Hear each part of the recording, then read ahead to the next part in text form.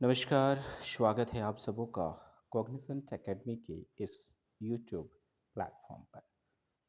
इस वीडियो में हम लोग बात करेंगे क्लास 11th के एग्जामिनेशंस की। आज 11th आर्ट्स के बच्चों का ऑप्शनल पेपर ज्योग्राफी भी अन्य सब्जेक्ट्स में एक था। आइए देखें ज्योग्राफी में जो 40 एमसीक्यूज क्वेश्चन पूछे गए थे, उन एमसीक्यूज क्वेश्चन जो भी इस परीक्षा में सम्मिलित हुए थे उनका क्या परफॉर्मेंस रहा। आइए अपना परफॉर्मेंस चेक करें इन 40 क्वेश्चंस के करेक्ट आंसर के साथ। पहला क्वेश्चन था the word geography originates from which two words. Correct answer होगा option number C, geo plus ग्राफिया।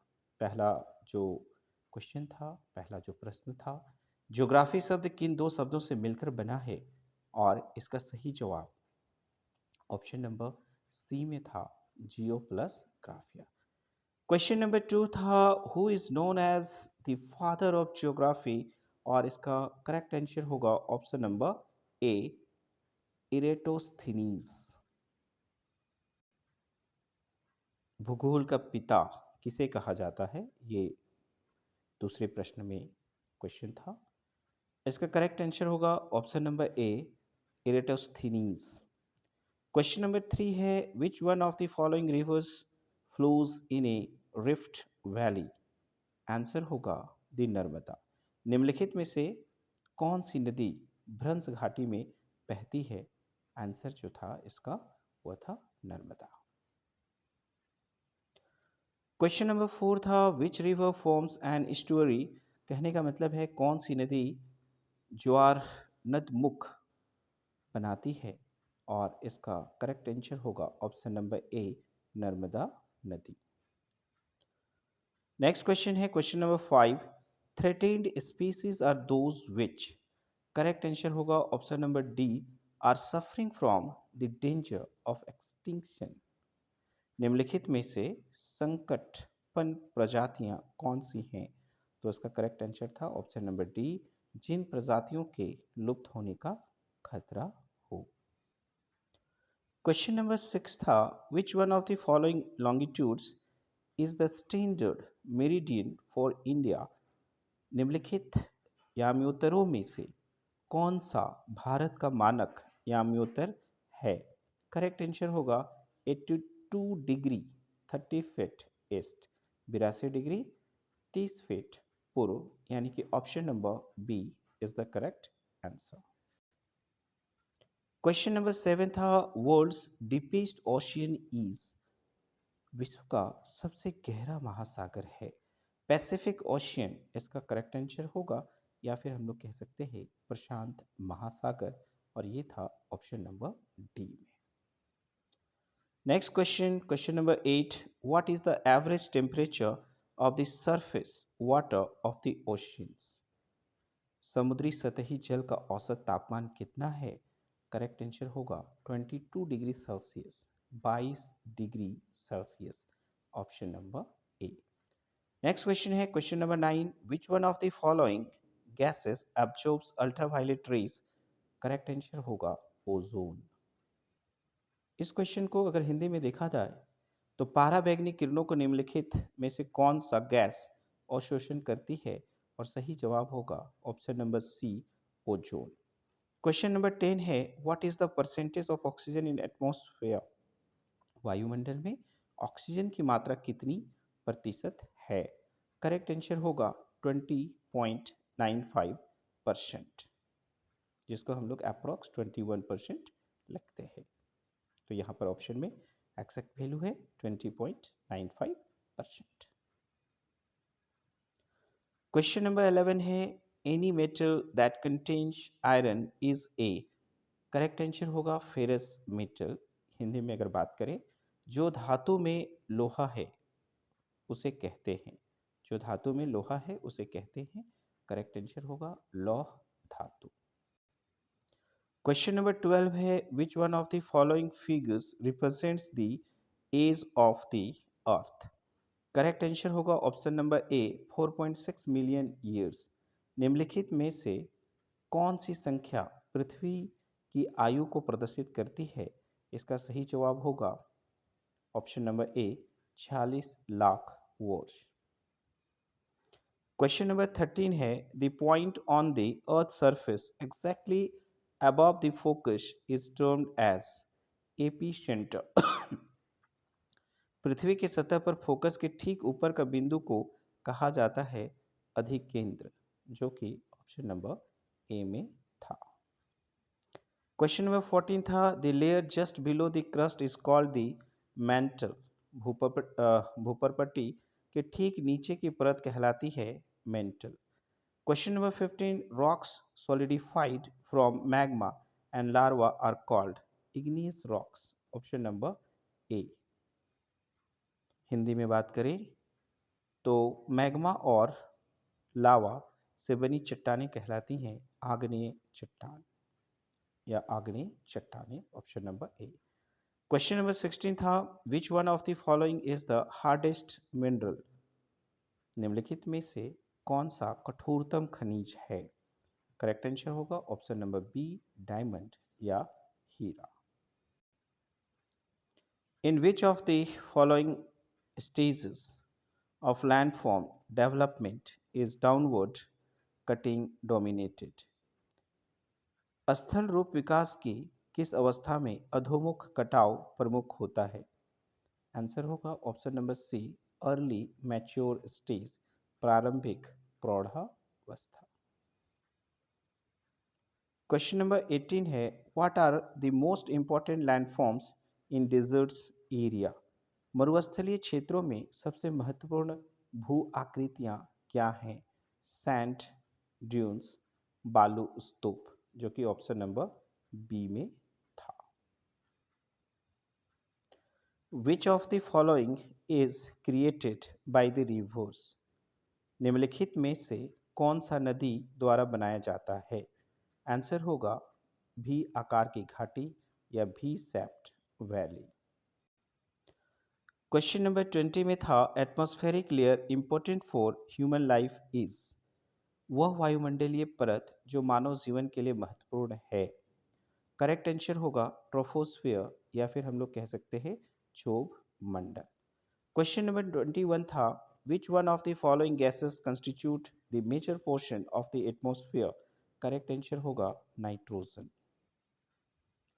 निम्नलिखित में से कौन सी गैस वायुमंडल में सबसे अधिक मात्रा में मौजूद है? जवाब था नाइट्रोजन, ऑप्शन नंबर बी।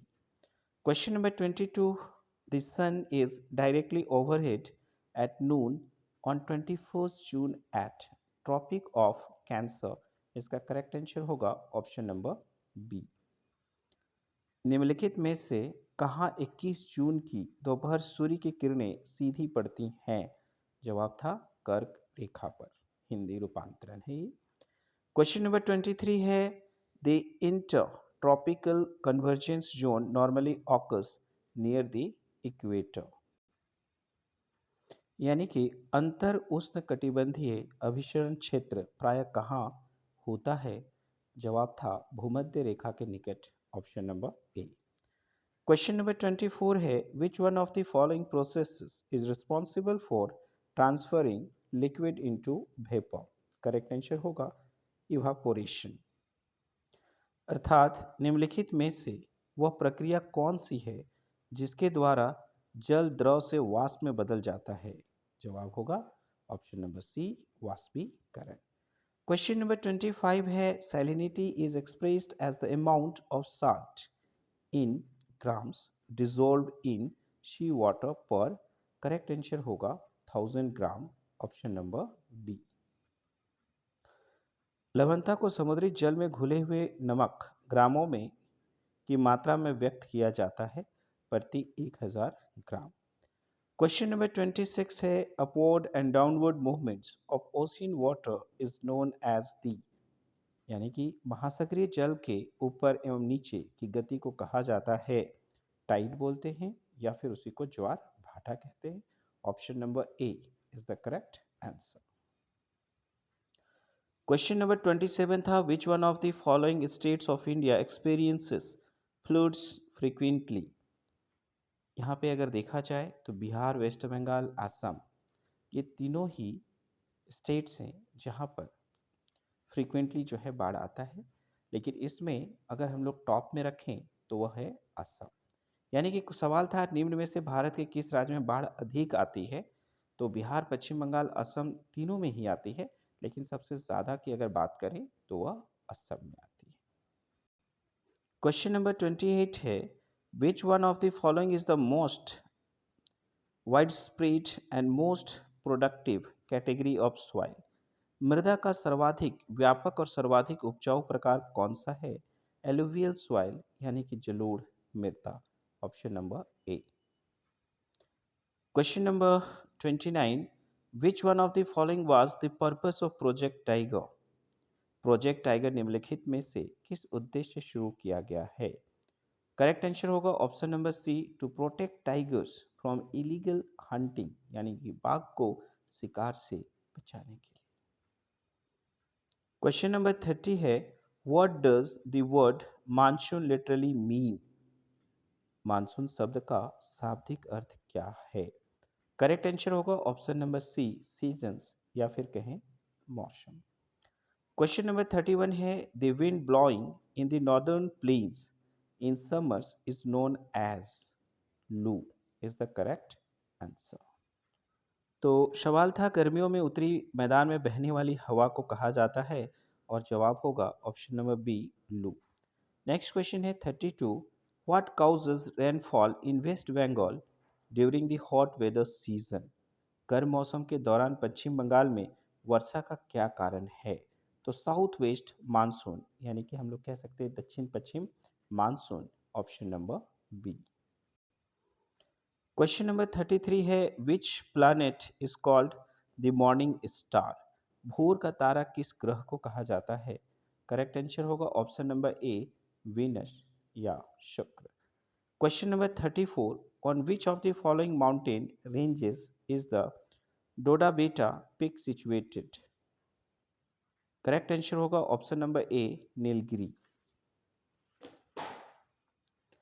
तो सवाल था डोडा बेटा चोटी निम्नलिखित में से कौन सी पर्वत श्रृंखला में स्थित है? जवाब होगा Nilgiri, option number A. Question number 35 है, rigger soil is another name of the. Rigger मृदा का दूसरा नाम है ब्लैक सॉइल या काली मृदा। क्वेश्चन नंबर 36 है, what is the distance from north to south of India. Bharat के बीच उत्तर से दक्षिण की दूरी कितनी है? करेक्ट आंसर होगा 3214 किलोमीटर, यानी कि 3214 किलोमीटर। क्वेश्चन नंबर 37 है, what is the southern most point of India. Bharat का सबसे दक्षिण बिंदु क्या है? करेक्ट आंसर होगा इंदिरा पॉइंट। भारत का सबसे दक्षिणी बिंदु क्या है? इंदिरा पॉइंट। नेक्स्ट क्वेश्चन है 38, which seismic waves can not pass through liquid materials. कौन सी भूकंपीय तरंगे तरल पदार्थ में होकर नहीं गुजरती? सही जवाब होगा एस वेव्स, एस तरंगे, option number B. Question number 39 है, काल बैसाखी इज एसोसिएटेड विथ। काल बैसाखी संबंधित है। करेक्ट आंसर होगा option number D, West Bengal या पश्चिम बंगाल से। अंतिम क्वेश्चन है question number 40, Tropic of cancer passes through how many states in India. Bharat में कर्क रेखा कितने राज्यों से होकर गुजरती है? करेक्ट आंसर है 8, यानी कि ऑप्शन नंबर बी। तो अंतिम सवाल था, tropic of cancer passes through how many states in India. Bharat में कर्क रेखा कितने राज्यों से होकर गुजरती है? और सही जवाब होगा टोटल 8 स्टेट से होकर गुजरती है। तो ये था ज्योग्राफी का सारे के सारे 40 एमसीक्यूज के आंसर। अपना आंसर मैच कर सकते हैं। Thank you.